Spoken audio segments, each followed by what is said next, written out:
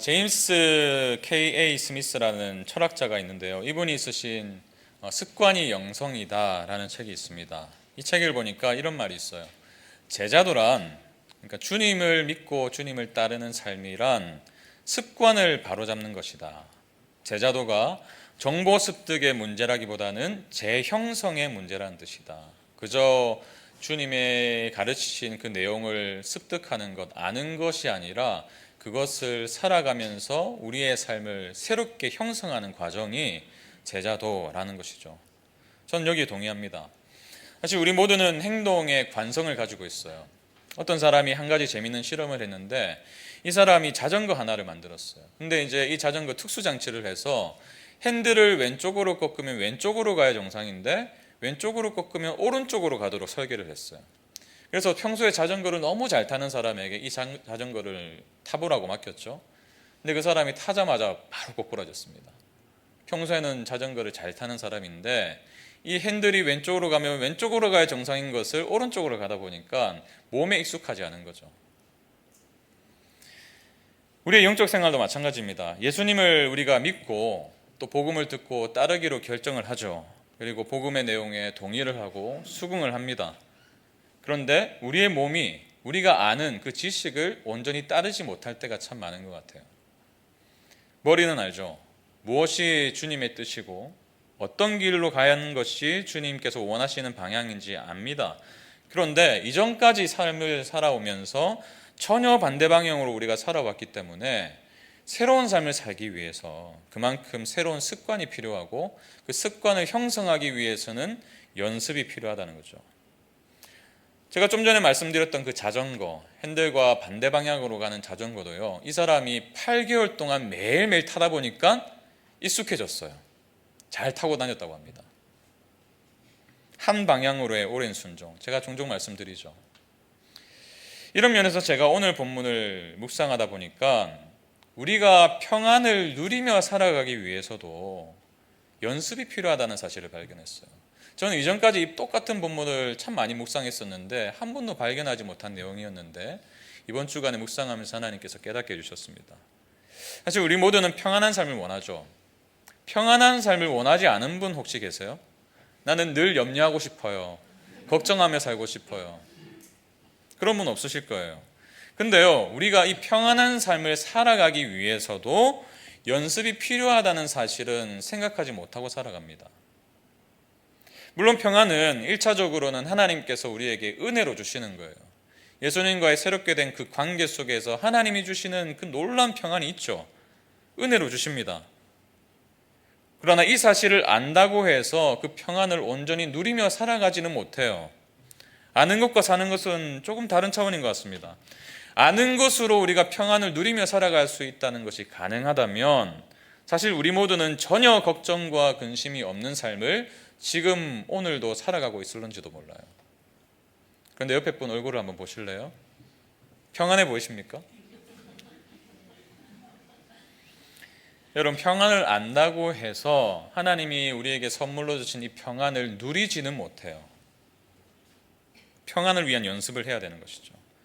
근데 정작 우리의 삶을 보면요, 평안을 위한 연습을 하기도 참 모자란 인생인데 다른 것을 너무나 열심히 연습을 해요. 그게 뭘까요? 걱정과 염려. 조금이라도 불안한 마음이 생기고 조금이라도 상황이 내 뜻대로 풀려지지 않으면 당장에 우리가 뭘 연습하죠? 염려하기를 연습합니다. 걱정하기를 연습해요. 눈을 뜨고도 염려하고 눈을 감아도 걱정합니다. 그러면서 어떻게 될까요? 점점 이 염려의 근육이 강화가 돼요. 염려가 시작되면요, 끝이 없습니다. 사실 계속해서 더 깊은 염려로 빠지게 되죠. 근데 우리의 삶을 보면 매일매일 염려할 준비가 되어 있는 것 같아요. 걱정할 자세가 되어 있는 것 같습니다. 만약에 이 걱정 올림픽을 이제 개최를 한다면 이 자리에 계신 분들이, 많은 분들이 아마 메달권에 속할 거예요. 사실 우리의 천성을 보면 부정적인 방향으로 가만히 내버려두면요, 부정적인 방향으로 흘러가요. 매일매일 걱정하는 연습을 하다 보니까 이 살아온 인생이 길어지면 길어질수록 염려의 깊이도 더 깊어지는 거죠. 예수님을 오래도록 믿어왔는데 기쁨이 없다면, 평안이 없다면 그 이유가 어쩌면 이 평안을 누리기 위한 연습을 간과했기 때문은 아닌가. 저는 본문을 보면서 그런 생각이 들었어요. 여러분, 그렇다면 어떻게 해야지 우리가 진정한 평안을 누릴 수 있을까요? 하나님께서 예수님을 통해서 이미 우리에게 주셨는데 어떻게 하면 그 평안을 누리면서 살아갈 수 있을까요? 오늘 본문을 보니까 우리에게 세 가지 중요한 습관을 제시합니다. 이 세 가지를 연습하라는 거예요. 그게 뭐냐면 기뻐하라, 기도하라, 묵상하라예요. 한번 따라해 볼까요? 기뻐하라, 기도하라, 묵상하라. 외우기 쉽죠? 다음 주에 제가 여쭤볼 겁니다. 기뻐하라, 기도하라, 묵상하라. 사실 본문을 보면요, 명령형 단어가 동사가 나오는데 6개의 동사가 나와요. 기뻐하라, 관용을 알게 하라, 염려하지 말라, 하나님께 아뢰라, 생각하라, 행하라. 근데 제가 본문을 연구하다 보니까 이 6가지의 본문 동사들이 서로 굉장히 밀접하게 연결되어 있다는 것을 발견했습니다. 그래서 세 가지로 추격해 본 거예요. 기뻐하라, 기도하라, 묵상하라. 이 세 가지를 연습하면 어떤 일이 벌어질까요? 오늘 본문을 보니까 너무나 선명하게 하나님께서 약속을 해주셨어요. 7절을 보세요. 그리하면, 이 세 가지를 계속해서 연습하면 모든 지각에 뛰어난 하나님의 평강이 그리스도 예수 안에서 너희 마음과 생각을 지키시리라. 우리가 평안을 잃어버리는 이유가 뭐죠? 마음과 생각에 염려가 가득 차기 때문이잖아요. 근데 지켜주신대요. 마음과 생각을. 이 지키다라는 단어가요, 군사적인 용어더라고요. 군대가 성을 빼곡하게 둘러싸고 적군이 침투하지 못하도록 견고하게 지키는 것처럼 하나님께서 우리의 마음과 생각을 그렇게 지켜주신대요. 구절은 어떤가요? 너희는 내게 배우고 받고 듣고 본 바를 행하라. 그리하면 평강의 하나님이 너희와 함께 계시리라. 여러분 보십니까? 평강의 하나님. 그리하면 하나님의 평강이 너희 마음과 생각을 지키시리라. 평강의 하나님이 함께 계시리라. 저는 오늘 본문에 기록된 이 세 가지 명령, 기뻐하라, 기도하라, 묵상하라, 우리가 이것을 매일매일 연습하면서 영적인 습관으로 삼아갈 때 하나님의 평강을 온전히 누릴 수 있다고 확신합니다. 하나님은 이미 우리에게 평강을 주셨어요. 우리가 이렇게 해서 너에게 평강을 줄게라고 아니라 예수님을 통해서 이미 주셨어요. 누리지 못하는 게 문제죠. 근데 누릴 수 있으려면 이 세 가지 연습을 부지런히 해야 됩니다. 오늘 말씀을 통해서 우리가 어떻게 이 세 가지 영적인 습관을 우리의 것으로 삼고 정말 우리가 생각하지 않고서도 행할 수 있을 정도로 습관이 되고 그를 통해서 하나님의 평안을 온전히 누릴 수 있는지를 함께 살펴보려고 합니다. 평안을 누리기 위한 영적인 습관 세 가지를 말씀드렸는데요. 그 첫 번째가 기뻐하라였죠. 기뻐하라. 근데 전제 조건이 있어요. 주 안에서 항상. 4절을 보세요. 주 안에서 항상 기뻐하라. 내가 다시 말하노니 기뻐하라. 항상 기뻐하라. 여러분 이 말씀을 들을 때 좀 어떤 생각이 드세요? 어떻게 저렇게 불가능해 보이는 것을 말씀하셨지? 항상 기뻐하라니까요. 이 항상 기뻐하라가요, 이 명령이 현재형이에요. 그러니까 지속적으로 기뻐하라는 거예요. 그것도 모자라서 항상이라는 단어까지 붙이셨습니다. 항상 지속적으로 매 순간 매일매일 기뻐하라 부탁하신 게 아니고 명령이에요.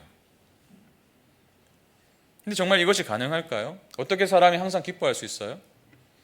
여러분 오늘 아침에 눈을 뜨시면서 와 기쁘다 하면서 일어나신 분 계세요? 와 오늘 하루 주시다니 뭐 표정을 뵈니까 아닌 것 같은데 여러분 우리의 삶을 보시면요 그야말로 희로애락이 가득하죠. 기쁠 때도 있어요. 물론 기쁠 때도 있는데 슬플 때도 많고 침울해질 때도 있고 근심에 쌓일 때도 있습니다. 그것이 우리의 삶이죠. 성경도 그것을 부정하지 않아요. 성경에 기록된 인물들을 보세요. 하나님 마음에 합한 자라고 하나님께서 인정해 주신 다윗의 삶을 보십시오. 늘 기뻤어요. 시편을 보시면요 그가 얼마나 많이 탄식을 하고 슬퍼하고 두려워하고 적나라하게 다 기록해 놓았잖아요. 그런데도 바울은 왜 이런 명령을 하는 것일까요? 아니 하나님께서는 왜 우리에게 항상 기뻐하라고 명령하시는 것입니까? 이 말씀의 의미를 발견하려면 다른 구절을 한번 살펴봐야 돼요. 바울이 쓴 고린도후서 6장 10절에는 이런 말씀이 있습니다. 근심하는 자 같으나 항상 기뻐하고. 근심하는 자 같으나 항상 기뻐하고. 여러분, 바울도 근심했어요. 걱정했어요. 염려했습니다. 두려워했어요. 그런데 근심하는 자 같으나 항상 기뻐하고. 여러분, 이 근심하는 자 같다는 말은요, 우리의 삶의 기쁨을 빼앗아갈 수 있는 여러 가지 요소들이 존재한다는 것을 인정하는 거예요. 아니, 몸이 아픈데 어떻게 근심하지 않을 수가 있어요? 당장 내 자녀가 지금 죽을 지경인데 어떻게 울지 않을 수가 있냐고요. 그러나 이 구절의 맥락을 가만히 보면요, 이 바울이 근심하는 것 같으나 항상 기뻐할 수 있다라고 말한 까닭을 알게 됩니다. 5장 17절인데요. 그런즉 누구든지 그리스도 안에 있으면 새로운 피조물이라 이전 것은 지나갔으니 보라 새 것이 되었도다. 그리스도 안에서 새로운 피조물이 되었기 때문에 비록 근심할 수도 있어요. 눈물 흘릴 수도 있습니다. 슬퍼할 수 있어요. 그러나 내가 새롭게 된 존재, 예수님 안에서 새롭게 태어난 존재이기 때문에 그 분명한 정체성과 그 안정된 정체성이 우리로 하여금 항상 기뻐하게 한다는 거예요. 기뻐할 수 있다는 것입니다. 그래서 바울은요, 오늘 본문에서도 너무나 중요한 이 말을 빠뜨리지 않았어요. 우리는 항상 기뻐해야 됩니다. 그러나 항상 기뻐하라 라고만 말하지 않았어요. 반드시 전제되어야 될 사실을 기록해 두었습니다. 그게 뭐예요? 주 안에서. 주 안에서. 여러분, 바울은요, 기뻐하라고 명령하면서 우리의 감정 상태를 날마다 기뻐하는 상태로 만들어라 이렇게 명령하지 않았어요. 감정이 막 날마다 기쁘면요, 비정상이에요.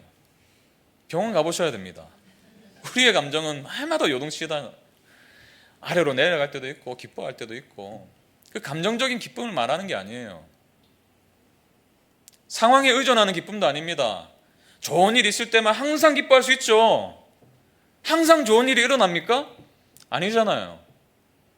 상황에 관계없는 기쁨이에요. 주 안에서 주님과 맺게 된 그 은혜로 맺어주신 그 하나님의 은혜 때문에 어떠한 상황에서든 어떠한 감정이 몰아닥치든 항상 기뻐하라의 명령에 순종할 수 있다는 거예요. 여러분, 주님은요, 한 번도 우리에게 불가능한 것을 요구하신 적이 없으세요. 예수님께서 이미 이루어 놓으신 그 놀라운 사건으로 인해서 우리가 기뻐할 수 있다고 말씀하시는 것입니다. 그래서 유진 피터슨이 이런 말씀을 남겼어요. 기쁨은 하나님이 주셔서 누리는 것이지 우리가 일궈내는 것이 아니다. 항상 기뻐하라고 해가지고 기뻐해야지 그렇게 해서 일어나는 게 아니라는 거예요. 그리스도의 제자로서 살아가는 삶의 노정에서 전개되는 기쁨은 당신 자신이 아니라 하나님에 대한 긍지에서 오는 영적 충만이다. 기쁨이 뭐라고요? 하나님으로 비롯된 영적인 충만이 기쁨이래요. 하나님의 길이야말로 믿을 만한 길이며 그분의 약속이야말로 확실함을 우리는 발견하게 된다. 이러한 기쁨은, 영적 충만은 고생을 모면하는 행운과는 상관없다. 건강한 체력이나 고통을 비껴가는 것과도 무관하다. 그리스도인의 기쁨은 고통과 시련, 외로움과 불행의 와중에서 실제한다. 그리스도인의 기쁨은 고통과 시련, 외로움과 불행의 와중에서 실제한다. 여러분, 믿으십니까? 우리에게 기뻐하라는 이 명령은요, 실제할 수 있는 기쁨인 거예요. 두려움이 찾아올 때, 절망스러운 일이 생겼을 때도 기뻐할 수 있는. 제가 이번에 금요일 날 제가 잠시 제주도에 다녀왔습니다. 미리 말씀드리지 않고 깜짝 방문을 했어요. 가서 정말 놀랐던 거는요, 제가 가기 전에 목사님이 보내주신 사진을 봤거든요. 우리 선교팀이 이렇게 사역하고 있습니다 보내주셔서 사진을 봤는데요, 표정들이 너무 좋으신 거예요. 그냥 뭐 얼굴에서 막 빛이 나더라고요. 그래가지고 그 사진을 보는데 막 눈물이 났어요. 너무 기뻐가지고, 와, 하나님이 얼마나 기뻐하실까 이 일을. 그래서 제주도에 갔는데요, 실제로 얼굴 보니까 더 화나신 거예요. 화난 게 아니고 화난 거. 근데 여러분 조건을 보세요. 조건을 보시면요, 뭐 집처럼 편하겠습니까 숙소가? 아니죠. 날은 얼마나 더웠어요. 제주도도 엄청 덥더라고요. 그런데도 한 분도 불평하는 표정이 없어요. 다 기뻐하시고. 저는 그 모습을 통해서 이 말씀을 확신하게 되었어요. 항상 기뻐할 수 있구나, 주 안에서. 자, 그러면서 이분들이 몇 달 동안 함께 모이고 연습도 하고 마음을 나눴잖아요. 그러면서 이 연습을 하셨구나, 이미. 제주도에서 3박 4일 동안 이루어진 게 아니고 몇 달 동안 함께 하면서 연습을 하셨기 때문에 이것이 자연스럽게 나오는 것이구나. 여러분, 기억하세요. 어떤 상황에서도 우리는 이 명령에 순종할 수 있습니다. 왜요? 우리가 주 안에 있기 때문에요. 주님께서 이미 우리를 위해서 모든 것을 다 던져주셨잖아요. 우리의 기쁨을 위해서. 모든 기쁨을 뒤로 하셨잖아요. 주 안에서 항상 기뻐하라. 그래서 아까 제가 농담처럼 드린 말씀인데, 여러분 아침에 일어나실 때요, 저도 잘 안 돼요. 사실 제 아내가 있어가지고 거짓말을 못해요. 저도 잘 안 되는데 한번 해보자고요. 아침에 일어날 때 정말 하나님께서 선물로 주신 생명이잖아요. 호흡이잖아요. 내가 참 오늘 밤에 데려가셔도 했는데 이렇게 또 하나님께서 하루를 주셨구나. 기뻐할 수 있는 거죠. 주 안에서. 내가 세상적인 일들로 염려하고 근심할 수 있는 삶을 계속해서 살아갈 수도 있었는데 은혜로 나를 불러주셨구나. 주 안에서 항상 기뻐하라. 이러한 연습을 매일 아침 하시고, 또 그로 인해서 여러분 그러한 삶을 살아갈 때요, 이 관용을 알게 하라고 명령하잖아요. 관용, 오래 참음이죠. 이해죠. 다른 사람을 용납하는 거죠. 내 안에 이 기쁨이 충만하면요, 사람들을 품게 돼요. 단기선교팀이 그랬잖아요. 내 안에 기쁨이 충만하니까 즐거움으로 섬기잖아요. 경로당에 있는 어르신들 얼마나 즐거워하셨어요? 물론 우리 중에 음악이 아니고 그 웃음 치료사가 계셨어요. 억지로 웃긴 건 맞습니다. 그러나 얼마나 즐거워하셨어요. 흘러가요, 기쁨이. 내 안에 충만한 그 기쁨은 다른 사람에게 전염이 됩니다. 그런 삶을 살아가시길 축원합니다. 이를 위해서 항상 기뻐하라. 주 안에서 연습하셔야 돼요. 그런가 하면 두 번째, 우리가 정말 평안을 누리기 위해서 필요한 영적 습관이 있다면요, 기도하라. 기도하는 거예요. 여기도 전제 조건이 있습니다. 염려하지 말고. 기도를 하되 염려를 버리고 기도하셔야 돼요. 우리가 잘 아는 말씀이죠. 6절 7절을 같이 읽습니다. 아무것도 염려하지 말고 다만 모든 일에 기도와 간구로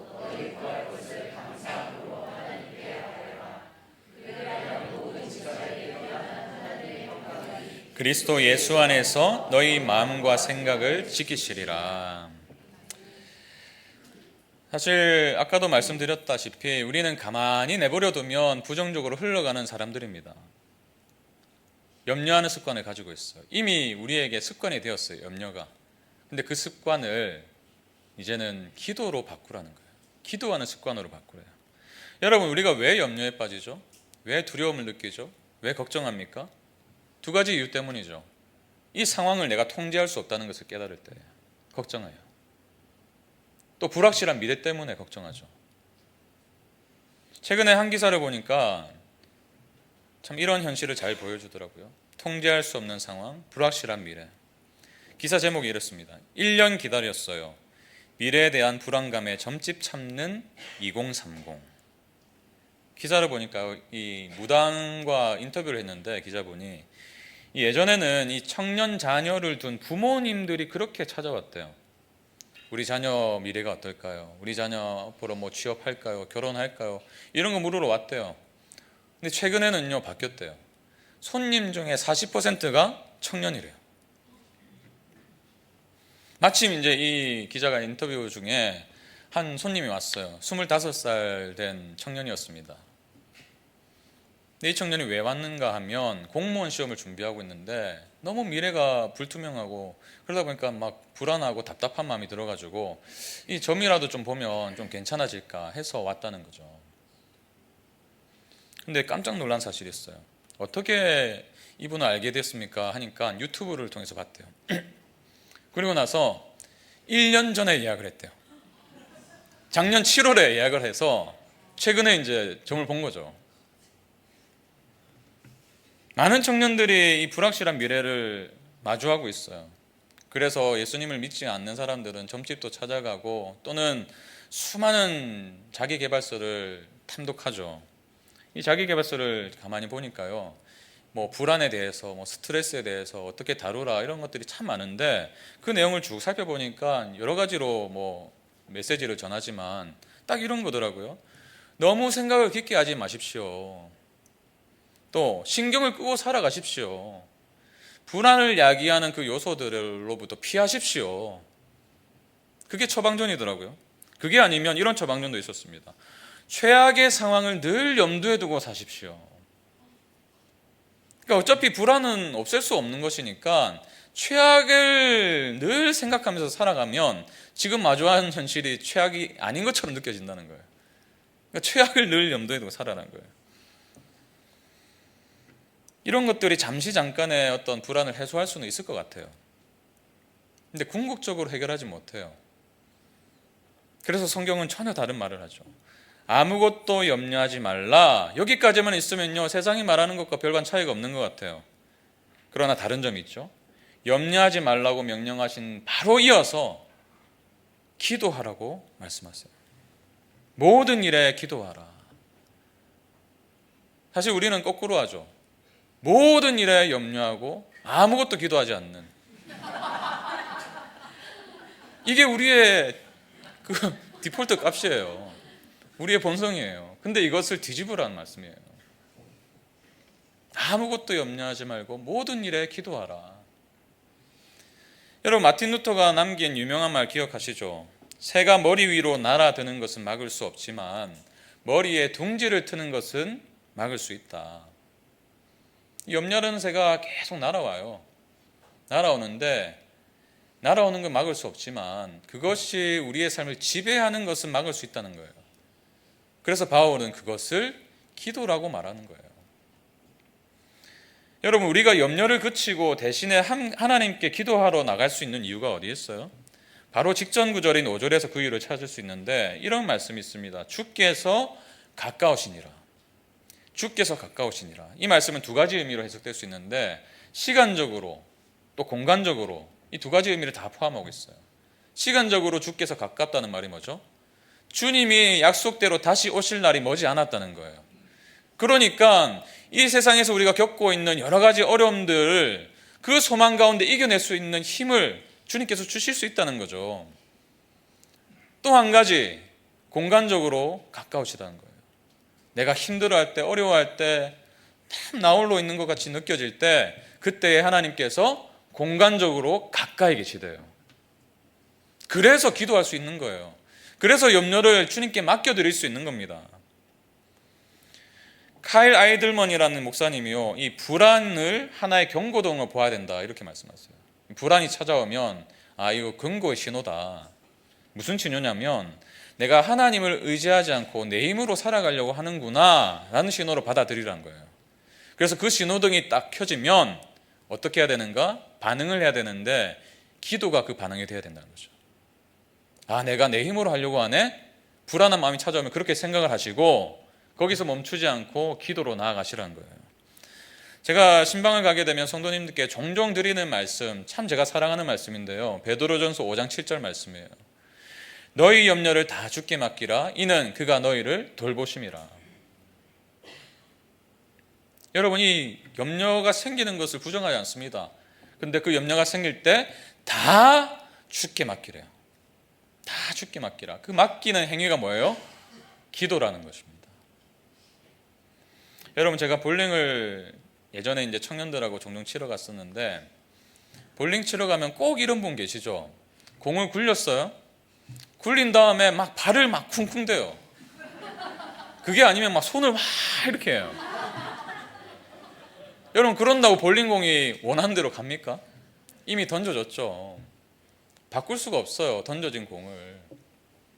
근데 우리가 그렇게 살아가고 있더라고요, 제가 보니까. 그게 염려예요. 이미 공이 굴러갔는데 발을 동동 구르고 있고 막 이렇게 손짓을 하고 있고, 그런다고 해서 변화가 일어나지 않습니다. 근데 하나님은요, 그런 우리에게 내가 너를 도와줄게, 내가 그 모든 것들을 합력해서 결국 선을 이룰게, 그 약속을 하시면서 우리가 함께 계세요. 그래서 모든 것을 알 수 있는 거죠.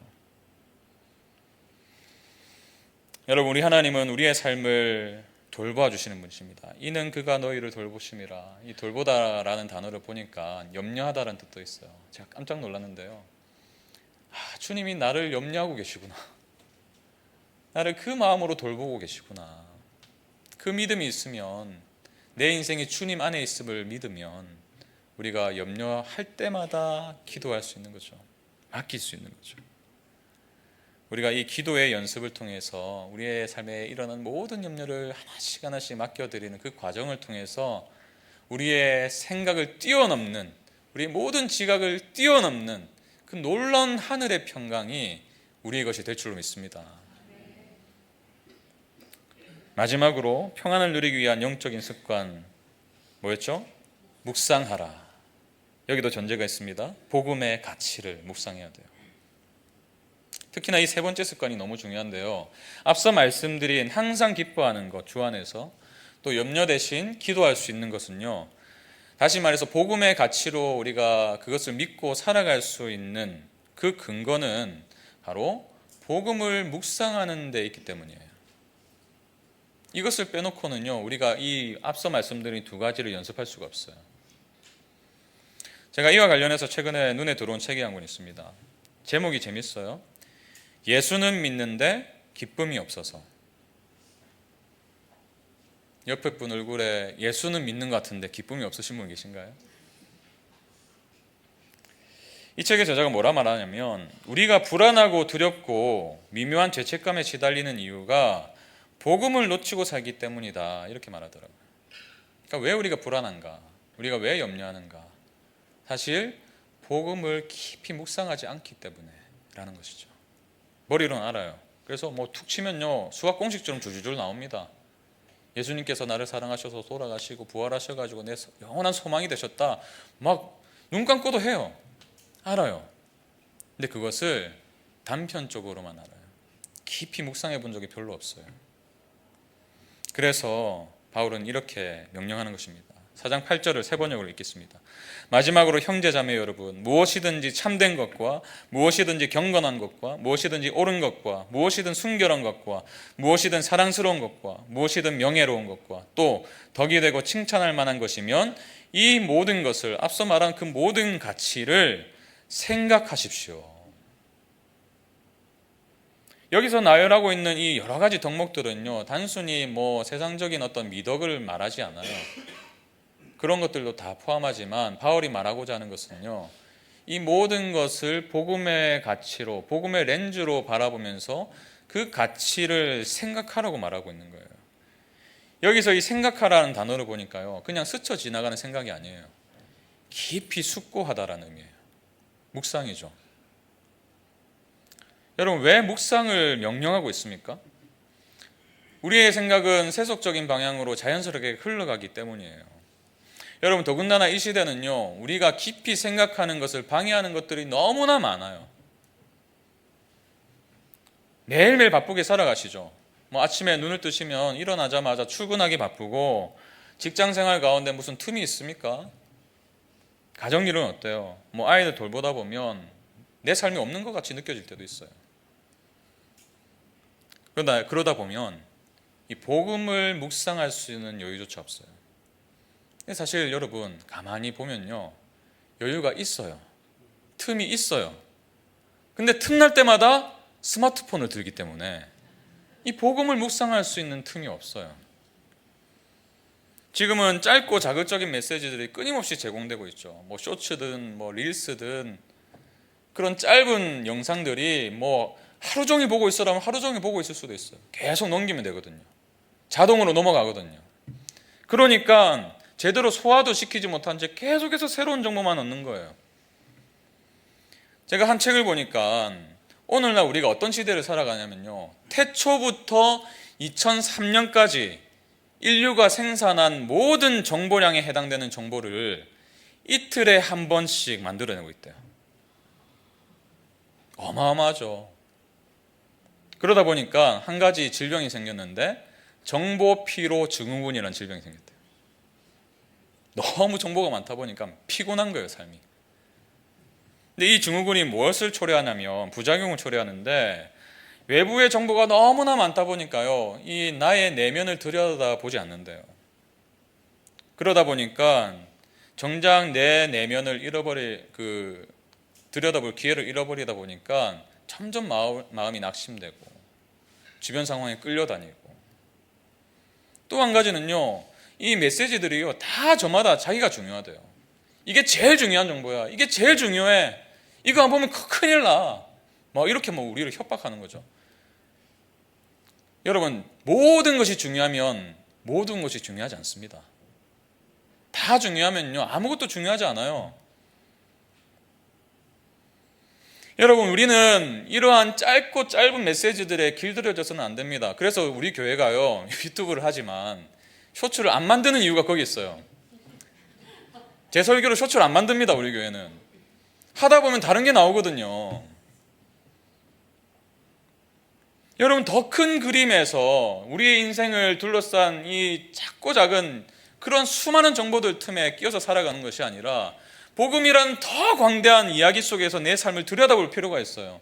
그러려면 시간이 필요해요. 시간을 떼놓아야 돼요. 생각해야 돼요. 그래서 팀킬러 목사님이 이렇게 말했어요. 평강은 믿음의 의미를 캐내는 생각 훈련에서 비롯된다. 이 평강이라는 게 그냥 주어지는 게 아니고 믿음의 의미를 캐내는 생각 훈련에서 비롯된대요. 의지적으로 넓고 밝은 시야를 확보하는 데서 온다. 그리스도인임에도 불구하고 단 한 점의 평안도 없다면 그것은 전혀 생각하지 않기 때문이다. 우리가 평안을 잃은 채 살아가는 이유 중에 어쩌면 이런 이유가 있을 수도 있지 않을까요? 복음을 깊이 묵상할 수 있는 여유가 없다든지. 여러분, 우리는 의도적으로 묵상을 연습해야 됩니다. 그래야 우리의 삶에서 진정한 평안을 누릴 수가 있어요. 둘째 아이가 태어나서 수술을 받고 오랜 시간 이제 병원에 입원을 했었습니다. 입원하는 동안 제가 병동의 복도를 거닐 때가 참 많았는데, 그 병동의 복도를 거닐다 보면요, 그 어린이 병원이니까 다 아픈 아이들이 있잖아요.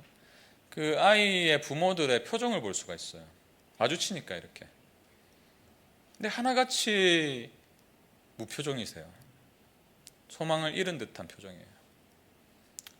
참 얼마나 참 마음이 그러실까 공감이 되더라고요. 근데 어느 날 우연히 화장실에 들어가서 거울을 봤는데요, 제 표정도 똑같더라고요. 그러면서 이 질문이 생겼어요. 제 안에. 내가 복음을 믿는 사람이고 복음이 진리라는 것을 가르치는 사람인데 이 상황 속에서도 과연 복음이 기쁜 소식인가? 그 상황이 어떤 상황이냐면요, 우리 아이가 이제 희귀 난치병을 가지고 태어났었고, 그 해에 어머니가 갑자기 암이 발병해서 병상에 누워 계시고, 그로 인해서 제 모든 미래에 대한 꿈들이 다 무너져 내렸던 시기예요. 그 상황에서 이 복음이라는 것이 정말 기쁜 소식인가? 머리로는 알죠. 머리로는 논문을 쓸 만큼 알죠. 근데 마음에서요 선뜻 대답이 안 나오더라고요. 그렇다고 안 되더라고요. 그래서 똑같은 질문을요, 아침에 말씀 볼 때마다 질문을 던졌어요. 이 말씀이 진짜 내 기쁨이 되는가? 아이를 보살피고 기도할 때마다 그 마음은 그 질문을 들었어요. 하나님, 정말 이 복음이 기쁨입니까? 이 상황 속에서도요. 그걸요 끊임없이 묵상했어요. 끊임없이. 그 묵상이 끝날 때까지 수개월이 걸렸어요. 근데요, 그 묵상에 대한 대답을 할 수 있는 날이 오더라고요. 그 질문에 대한 대답, 정말 이 상황 속에서도 복음이 기쁜 소식인가?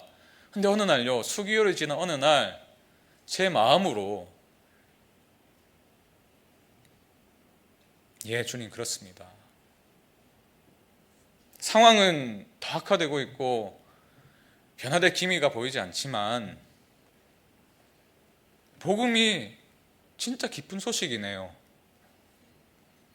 그걸 고백하는 순간요, 놀라운 평안이 쏟아져 부어졌어요, 제 마음에.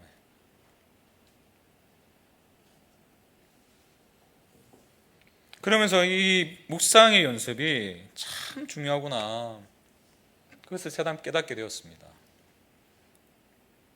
사실 우리 교회가 새벽 기도회가 없어요. 그래서 궁금증을 가지고 계신 분들이 계실 거예요. 언제쯤 하나. 근데 사실 올해부터 제가 큐티잭을 바꿨잖아요. 그 바꾸고 나서 의도적으로 새벽 기도회 영상을 찍고 있었는데 의도적으로 그것도 멈췄어요. 왜요? 저는 여러분 한 분 한 분이요, 이 묵상의 연습을 하길 원하거든요.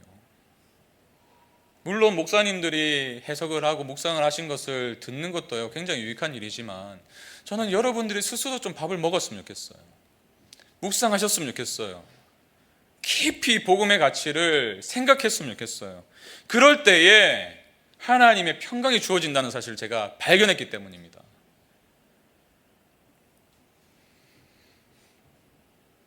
여러분, 그리고 이 묵상을 하다 보면 하나님 주시는 감동이 있어요. 그리고 감동이 있으면 우리의 정서가 변화됩니다. 우리의 감정이 일어나요. 회복돼요. 그럼 의지가 발동해요. 의지가 발동하면서 행하게 돼요. 그래서 사도 바울이 이렇게 마지막으로 명령하죠. 너희는 내게 배우고 받고 듣고 본 바를 행하라. 그리하면 평강의 하나님이 너희와 함께 계시리라. 이 행하라는 게요, 앞에서 말씀드린 모든 것의 실천이에요. 묵상한 것을 행하라. 연습하라. 그리하면 평강의 하나님이 너희와 함께 계시리라. 평안은 가만히 있다고 주어지지 않습니다. 이 모든 과정의 반복이 저와 여러분의 인생에 이미 허락하신 그 평안을 누릴 수 있도록 만들어갈 줄 믿습니다. 여러분, 평안을 누리기 위해서는 반복적으로 연습하셔야 돼요. 제2의 천성, 우리의 제2의 본능이 되어야 됩니다. 기뻐하십시오. 주 안에서 항상 기뻐하세요. 기도하세요. 염려가 생길 때마다, 염려가 막 우리의 마음에 찾아올 때마다 둥지를 트게 내버려 두지 마시고 그때 경고등으로 인식하시고 기도의 자리로 나아가세요. 묵상하십시오. 매일매일 묵상하세요. 저는 하루 전날 밤에 다음날 큐티 본문을 읽어요. 두세 번 읽습니다. 그러면서 그 다음날 아침 혹은 오후에 말씀을 펴요. 묵상하셔야 돼요. 복음의 가치를 늘 묵상할 때에 내가 주 안에 있구나, 주님께서 나와 함께 하시구나, 주님 다시 오실 날이 머지 않았구나, 그 놀라운 진리가 우리를 하여금 놀라운 평안을 마주하고 살아가게 만드는 것이죠. 저는 이 놀라운 평안의 경험이 제 인생에, 그리고 우리 한 분 한 분의 인생에 펼쳐지길 축원합니다. 기뻐하세요. 기도하세요. 묵상하세요. 그러면 이 놀라운 약속을 하나님께서 이루어가실 줄 믿습니다. 이 믿음 가지고 함께 우리 찬양으로 나아갈 텐데요, 참 저는 개인적으로 참 찬송가가 참 은혜로워요. 가사가 깊이가 있거든요. 우리의 오랜 믿음의 선배들이 남긴 찬송가 하나가 있죠. 내 평생에 가는 길 순탄하여 늘 잔잔한 강 같은지. 그래요. 우리는 순탄한 인생을 원해요. 늘 잔잔한 강과 같은 인생을 바라지만 사실 그것이 우리의 인생이 아니잖아요. 내 뜻대로 되지 않을 때가 더 많죠. 폭풍이 밀어닥칠 때가 있죠. 큰 풍파로 무섭고 어렵든지 우리의 상황에 관계없이, 우리의 감정에 관계없이 항상 기뻐하라. 왜? 우리가 주 안에 있기 때문에. 염려 대신에 기도하라.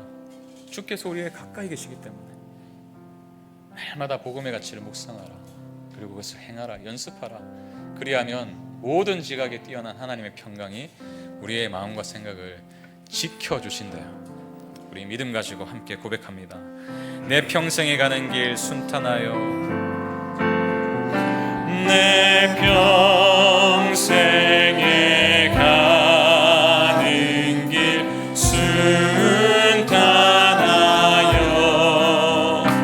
늘 잔잔한 강 같은지 큰 풍파로 무섭고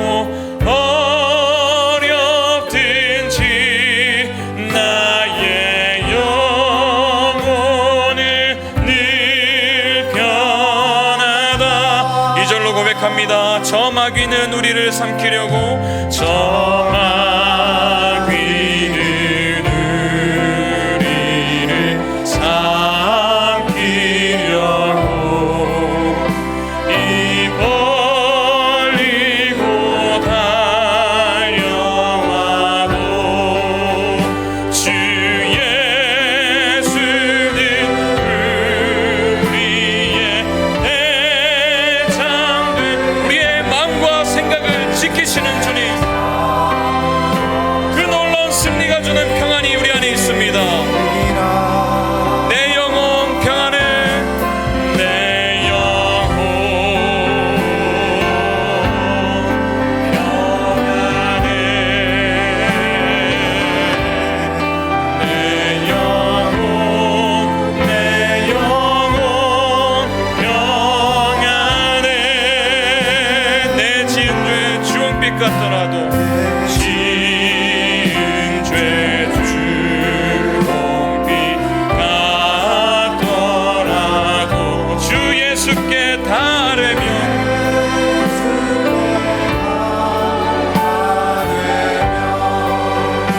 그 십자가 피로써 다시 우리는 주 안에 있습니다.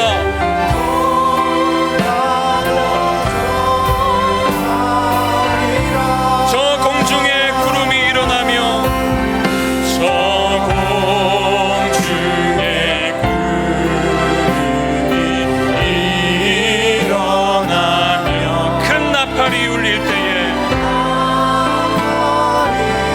우리 주님, 우리와 가까이 계십니다.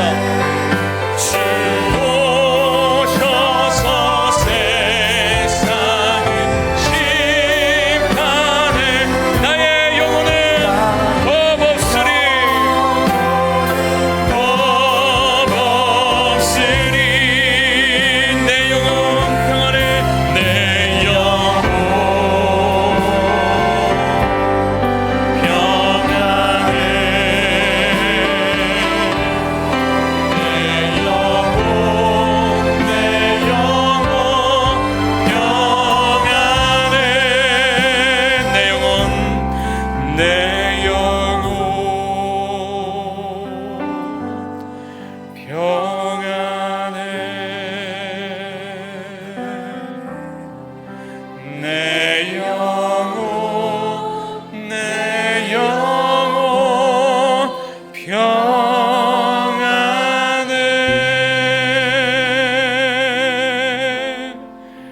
거친 파도 날 향해 와도 주와 함께 날아오르리. 목숨 가운데 나의 영혼 잠잠하게 주를 보리라. 거친 파도 날 향해 와도, 거친 파도 날 향해 와도 주와 함께 날아오르리.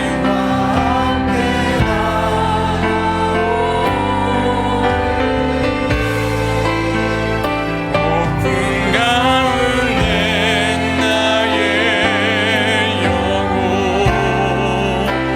잠잠하게 주를 보리라. 제가 얼마 전에 가족이 함께 바다를 갔었어요. 둘째 아들과 바다에서 이제 해수욕을 했는데요. 땅에서 점점 멀어지니까 또 조금씩 깊어지니까 아들이 좀 불안해하기 시작했습니다. 다리가 좀 불편해서 그런지 분명히 다리가 닿는데도 무서워하더라고요. 제가 계속해서 안심시켰어요. 괜찮아, 괜찮아.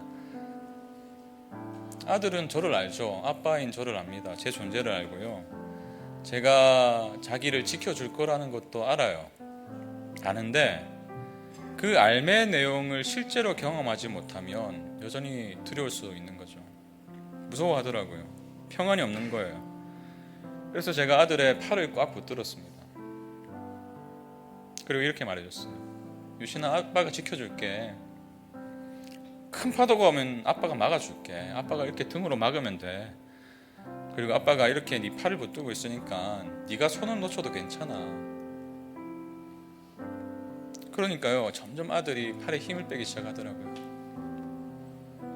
근데 그러다가 또 큰 파도가 오니까 다시 무서워해서 힘이 들어가더라고요. 근데 그 과정을 계속해서 연습하더라고요. 계속해서 반복하다 보니까 그제야 아들이 파도가 치는 것을 무서워하지 않게 되었어요. 그러면서 저와 함께 있는 시간을 온전히 누릴 수 있게 되더라고요. 저는 이 모습을 보면서 오늘 말씀이 참 많이 생각났습니다.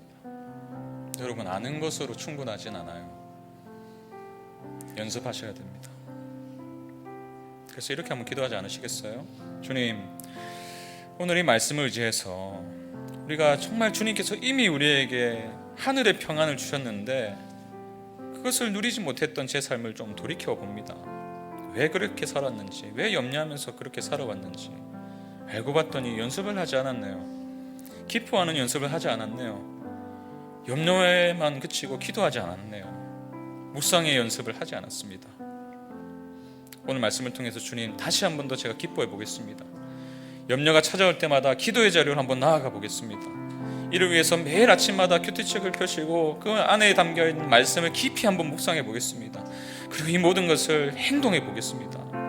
그래서 어제보다 더 깊은 평안으로 다른 모든 사람이 다 상심하고 울상을 지을 수밖에 없는 그 환경 속에 똑같이 살아가지만 환한 얼굴로, 밝은 얼굴로 살아가는 그 복음의 가치를 나타내고 드러내는 인생이 되길 원합니다.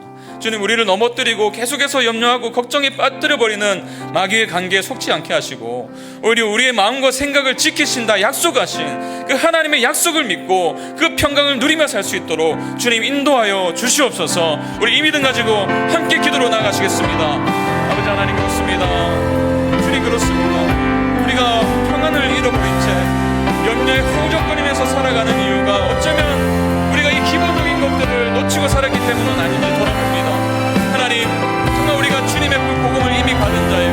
그 복음의 가치를 믿고 살아간다고 고백하면서도 하나님, 세상 사람과 똑같이 반응했습니다. 상황이 좋으면 기뻐하고 상황이 조금이라도 나빠지면 염려에 빠지고, 그러나 주님, 항상 기뻐하라는 이 말씀을 주님 안에서 받길 원합니다. 항상 기뻐하길 원합니다. 의지를 가지고 연습해 보겠습니다. 기쁨을 연습해 보겠습니다. 주님, 그러면서 하나님, 모두가 울상을 지을 수밖에 없는 척박한 인생을 살아가지만 미래가 여전히 불확실하지만 하나님, 우리에게 주신 확실한 미래가 있기 때문에 그 소망으로 인해서 기쁨을 회복할 수 있도록 도와주시옵소서. 하나님, 염려가 우리 머리에 찾아올 때, 우리 마음을 지배하려고 들 때에 내버려두거나 방치하지 않게 하시고 그때마다 그것을 신호음으로 알고 기도의 자리로 나아간 우리가 되길 원합니다. 기도를 연습하길 원합니다. 내게 주신 그 인생을 하나님께 맡겨드리는 연습을 날마다 해나가길 원합니다. 하나님, 이를 위해서 묵상의 과정이 반드시 필요한 줄 믿습니다. 매일 아침마다 말씀을 펴게 하십시오. 말씀 안에서 주님을 깊이 묵상하게 하십시오. 하나님, 그로 인해서 그 놀라운 그 생명의 말씀이 내 삶을 지배하게 하시고 하나님, 그로 인해서 우리가 그 말씀의 가치를 삶으로 드러내며 살아갈 수 있도록 주님 인도하여 주시옵소서. 우리 한 분 한 분 성도들을 기억하시는 주님, 이들의 이름을 아시는 주님께 이들의 삶을 맡겨드립니다. 염려할 수밖에 없고 불안할 수밖에 없는 연약함이 있는 인생이지만 그런 우리 인생을 포기하지 않으신 주님께서 생명으로 이 기쁨을 회복하신 줄로 믿사오니 오늘 이후에 주님, 우리 성도들의 삶의 방향이 바뀌어지게 하시고 하나님, 정말 기쁨을 연습하고 기도를 연습하고 묵상을 연습할 수 있는 우리 모든 성도들이 될 수 있도록 주님 인도하여 주시옵소서. 거친 파도 날 향해 와도 날 향해 와도 주와 함께 날아오르리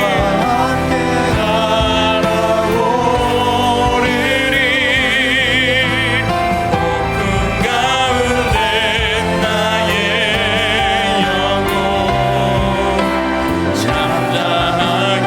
우리 자리에서 일어나셔서 다시 한번 믿음으로 고백합니다. 거친 파도 날 향해 와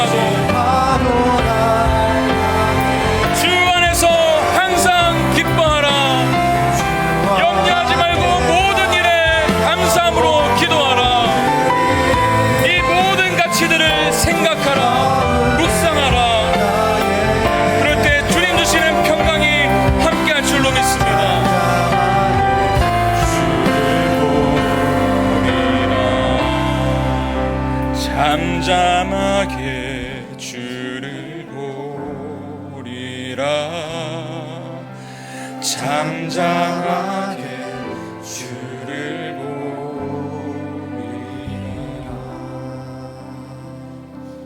그리하면 모든 지각에 뛰어난 하나님의 평강이 그리스도 예수 안에서 너희 마음과 생각을 지키시리라. 너희는 내게 배우고 받고 듣고 본 바를 행하라.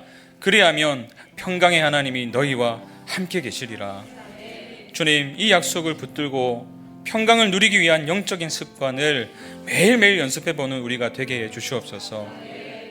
주님, 특별히 평안을 잃어버린 채 살아가던 성도들이 있었다면 주님, 오늘 말씀으로 위로해 주시고 힘을 주셔서 주 안에서 다시 기쁨을 회복하게 하여 주시옵소서.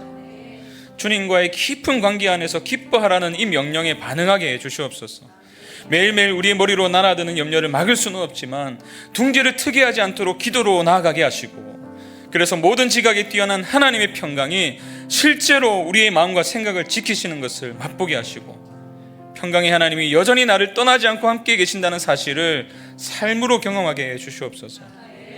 주님, 간절히 구하옵기는 염려와 걱정의 부재를 구하기보다 하나님의 임재를 구하는 우리의 삶이 되게 하셔서 어떤 상황 속에서도 평안을 누리며 살아가는 삶이 되게 해 주시옵소서.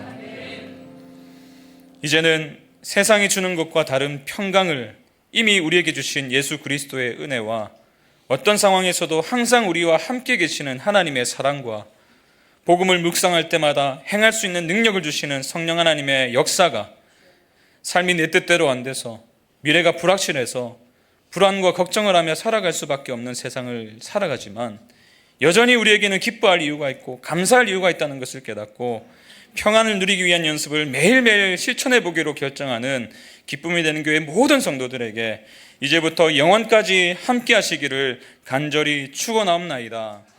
아멘.